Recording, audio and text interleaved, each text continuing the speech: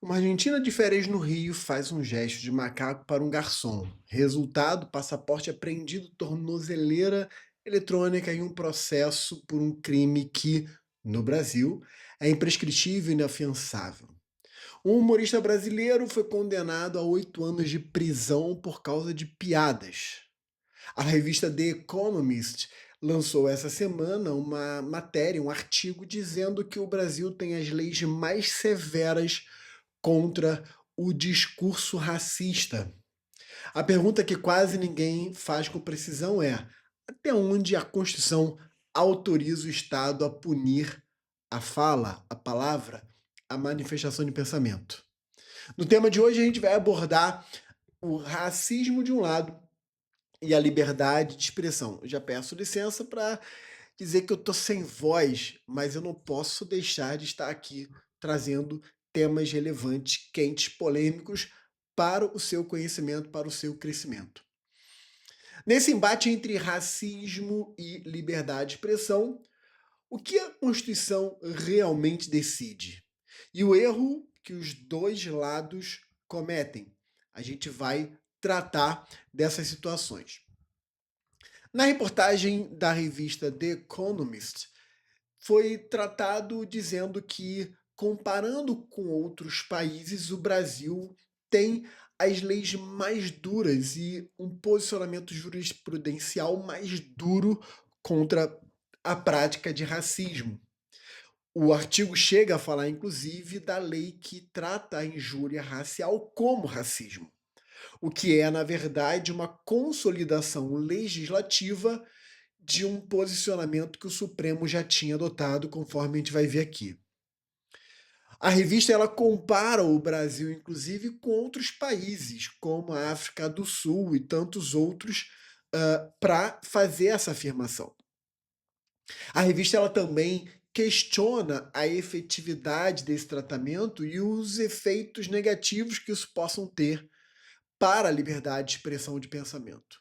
Motivado por esse artigo que saiu esta semana, eu trago esse tema para você, para a gente discutir. Então, opa, voltou aqui a tela para mim. Então, a pergunta que eu quero fazer é exatamente essa, né? Como lidar com isso? De um lado, eu falei do caso da advogada racista que teve o passaporte apreendido, tornozeleira eletrônica e esse enquadramento de que o que ela falou, o ato que ela praticou seria injúria racial, portanto racismo, portanto um crime inafiançável. O humorista condenado a 8 anos por causa de piadas que teriam cunho racista. Então a pergunta que eu tinha feito é: até onde a Constituição autoriza o Estado a punir a palavra? Punir a ofensa racista é aplicar a Constituição? Ou a Constituição está sendo usada contra ela mesma? Fique até o fim aqui comigo, porque a resposta não é nenhum dos dois lados que entram nesse embate que eu estou mostrando aqui para vocês. Então vamos lá. A tensão real que se coloca aqui, ou os dois problemas que se colocam aqui, é de um lado o comando constitucional, conforme você vê aí na sua tela, de um lado o comando constitucional que combate o racismo e de outro lado a liberdade de expressão do pensamento. Quando a gente tem dois direitos de natureza constitucional e valores de natureza constitucional, você já sabe que a gente resolve pela colisão. Punir a ofensa racista é aplicar a Constituição ou é a Constituição sendo usada como ela mesma? Foi a pergunta que eu havia feito.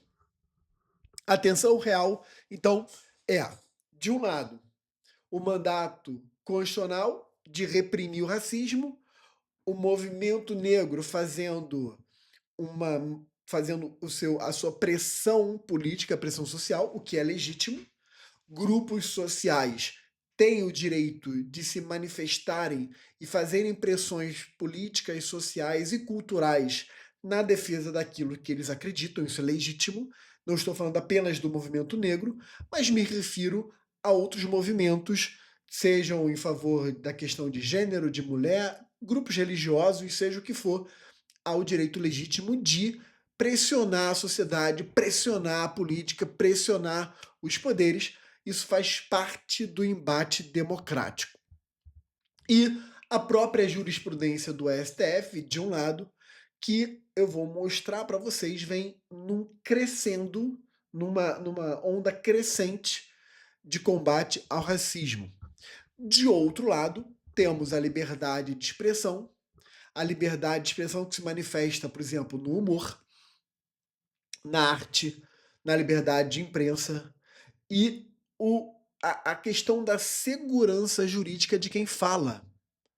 Se você, como eu vou demonstrar aqui, se você não tem liberdade para falar, a sua segurança jurídica fica ameaçada. Você entra numa zona de incerteza muito grande e uma zona, digamos, de areia movediça. Os casos que eu mostrei, tanto da Argentina quanto do humorista, são apenas uma ilustração de um problema muito maior e que permeia a reportagem feita pela revista The Economist. Então, o caso aqui é apenas. Os casos aqui eu não vou discutir a peculiaridade de um caso do outro. Eu vou, na verdade, entrar no debate constitucional sobre esse assunto. Enquanto eu bebo uma água aqui, você aproveita para curtir o vídeo.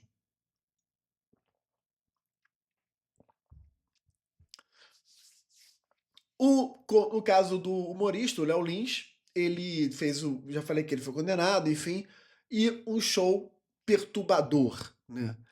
A Agostina Paes, essa argentina, num bar, pratica ali injúria racial, tem o seu passaporte apreendido. Qual é o lado A? Qual é o primeiro lado da moeda que a gente vai ver aqui? A Constituição fez uma escolha deliberada e rara. Olha o que diz lá o artigo 5º, inciso 42. Ele diz lá: a prática do racismo constitui crime inafiançável e imprescritível, sujeito a pena de reclusão nos termos da lei. Para além do racismo, apenas a questão dos grupos, da ação de grupos armados contra a ordem constitucional é que recebem também a imprescritibilidade. Então veja que a imprescritibilidade, nesse caso aqui, é reservada apenas para situações de alta gravidade e, obviamente, a inafiançabilidade também. Ok? Então, é inafiançável, é imprescritível. A jurisprudência do Supremo vem numa onda crescente de proteção. Então, nós temos esse primeiro caso que eu botei aqui, que é o HC 82424, em que o Supremo amplia o conceito de raça para um conceito também social e político, histórico. É um caso que discute se um indivíduo poderia publicar um livro defendendo práticas contrárias aos judeus. Você já sabe do que eu estou me referindo, né? Então, poderia um ataque aos judeus ser considerado racismo? O Supremo ampliou o conceito de raça para além do aspecto puramente de cor, ok? Na ADO 26 e no mandado de injunção 4733, o Supremo também avança para falar sobre a homotransfobia, equiparando a racismo. Mais adiante, o Supremo, como eu já falei, pega a injúria racial e considera uma espécie de racismo, inclusive falando do fato de ser inafiançável e imprescritível, né? E, na sequência, consolidando a posição do Supremo, o próprio Legislativo faz uma lei inserindo a injúria racial na prática do racismo, ok? Então, o ponto mais forte do primeiro lado é a liberdade de expressão não é um escudo para usar a arma contra a discriminação. Isso se fundamenta na própria dignidade da pessoa humana. Aliás, aqui no canal já tem um vídeo sobre dignidade da pessoa humana que eu sugiro que você assista, em que eu discuto quais são os componentes da dignidade da pessoa humana, quais são os elementos, as manifestações, como a autonomia da vontade, a autonomia privada, a heteronomia, que tem a ver com a coletividade, né, a autodeterminação da própria vida, né, enfim, os limites a isso. Aqui no nosso canal, no canal do ênfase, você vai estar sempre muito bem informado.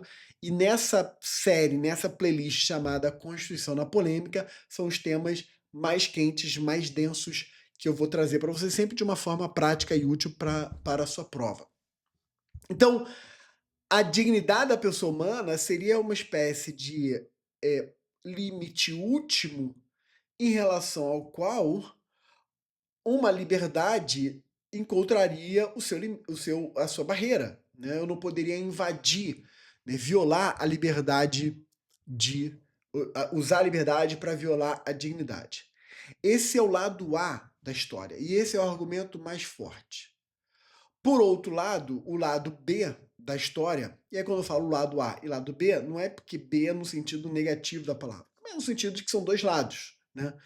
O lado B, a gente vai mostrar o seguinte: o judiciário que tornou a injúria imprescritível foi o mesmo judiciário que, depois de condenar, absolveu o humorista.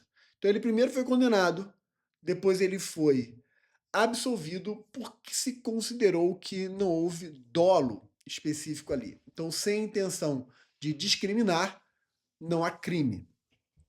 Então, veja que nesse caso, nós entramos numa seara que é um grau de uma margem, um grau de interpretação que leva a conclusões diferentes. Então veja que numa primeira instância, o julgamento foi pela condenação.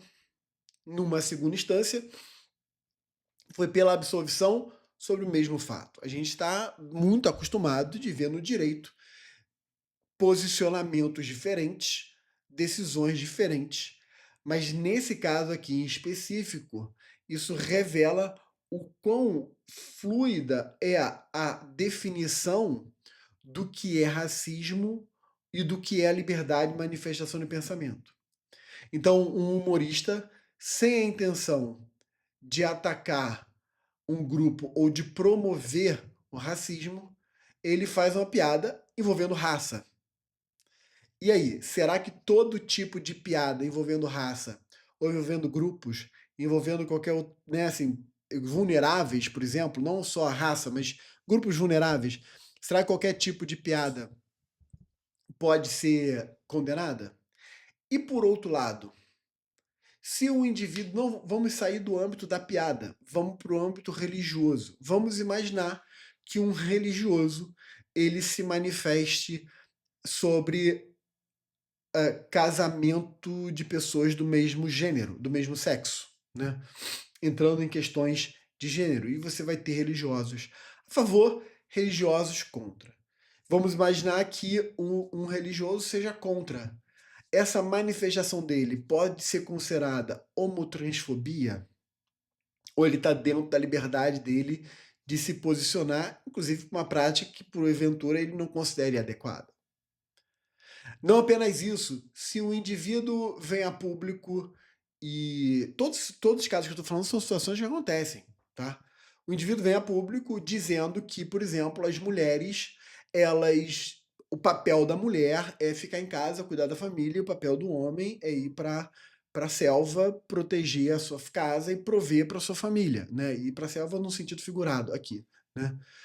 E aí, isso viola a liberdade, a autonomia da mulher? Isso seria misoginia ou não?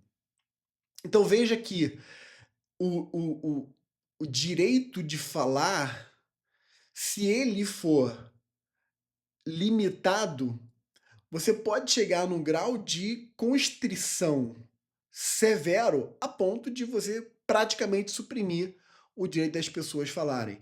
E, inclusive, isso pode ser um instrumento de direcionamento ideológico, né? Ao limitar a liberdade de fala, eu estou, de certa forma, fazendo um direcionamento ideológico. Por outro lado, como eu falei, não é o direito de você falar que te dá o direito de ofender, né. Não é fácil o caso. Então, a liberdade de expressão, ela também é protegida, tanto no próprio artigo 5º, no 220 quando fala na vedação à censura, naquele HC que eu discuti lá que foi o caso, de uma injúria contra o judeu. O próprio Supremo falou que teria que se verificar o contexto em que a fala foi dita ou aquela manifestação foi feita, a finalidade discriminatória, se haveria ou não uma finalidade discriminatória, enfim. Então o risco aqui é ter um tipo penal aberto, e eu uso a palavra aberto aqui no sentido de vago, a imprescritibilidade, que é uma das sanções mais severas, né? E a pressão social podem gerar, mais a pressão social pode gerar uma insegurança jurídica e autocensura. Não faz muito tempo que nós tivemos um caso de um apresentador de podcast que fez uma manifestação e isso levou a consequências muito graves para ele. E a gente tem diversos casos sobre isso. Como é que a gente pode, então, se posicionar? Né? Vamos lá, vamos voltar aqui. Então, a liberdade de expressão contra antirracismo é uma falsa dicotomia. A dicotomia aqui não está em que a liberdade de expressão está em contrariedade ao combate ao racismo ou ao antirracismo. Então a pergunta não é se, mas o como. Não é se deve prevalecer um ou outro, mas o como. E aí, no caso do humorista, foi a análise do dolo específico. No caso lá envolvendo o HC, que era de um autor de um livro que se manifestava em relação aos judeus, falava-se em contexto e finalidade. Então, dolo específico, nesse caso, contexto, finalidade, né? Tudo isso deve ser levado como um filtro para então se delimitar o tipo penal sem esvaziar a proteção contra o racismo nem a liberdade de expressão. Então, a gente tem que sair, e eu tenho chamado muito a atenção de vocês para isso.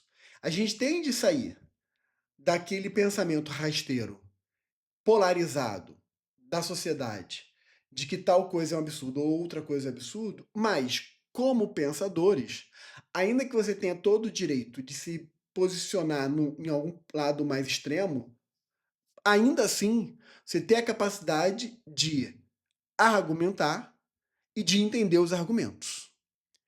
Para nós, em prova, o que importa é a sua capacidade de, entendendo os argumentos, ponderar por uma solução.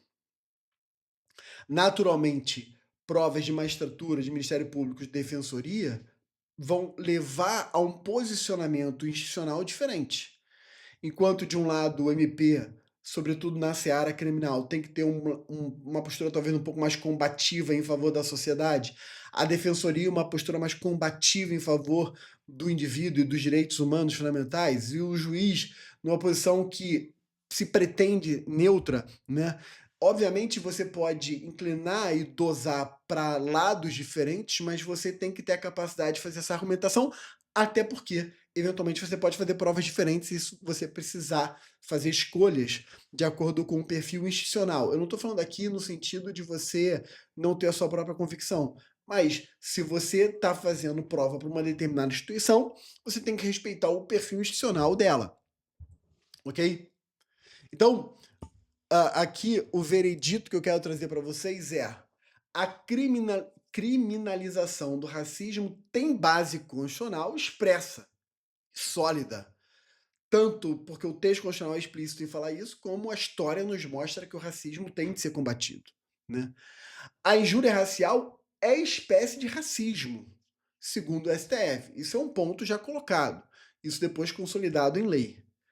E a aplicação desse combate exige rigor analítico, porque você vai ter que ver o caso, e a proporcionalidade da pena. Para você que também precisa entender melhor sobre proporcionalidade, fica atento, porque aqui no canal eu também já gravei um vídeo sobre a proporcionalidade, e o título do vídeo até é: "A proporcionalidade está matando a Constituição?". E aí eu mostro o lado crítico feito à proporcionalidade e como ela deve ser aplicada ou como ela deve ser aplicada corretamente, ok? Cai em prova, dá um print aí na sua tela, anota isso, tanto o artigo quanto os casos julgados pelo Supremo Tribunal Federal e a questão da ponderação e da proporcionalidade, beleza? E a pergunta que eu quero fazer é: como resolver esse embate? Como resolver o embate entre racismo e injúria racial, de um lado, e liberdade de expressão, de outro lado? Qual o critério que distingue o crime de opinião protegida? Eu quero que você responda aqui nos comentários, porque eu vou corrigir. Imagine que você está, simule que você está fazendo uma prova discursiva, você vai escrever, eu vou corrigir, vou te dar o feedback, ok? Espero que você tenha entendido, espero que você tenha gostado. Curta, dá aquela compartilhada para seus amigos, se inscreve no canal, porque assim ajuda a gente a crescer, ganhar cada vez mais relevância e nos retribuir aquilo que a gente está fazendo para você e a gente retribuir para você, trazendo sempre cada vez mais conteúdos de qualidade. Beleza? Um beijo, galera. Até a próxima aula na Constituição na Polêmica.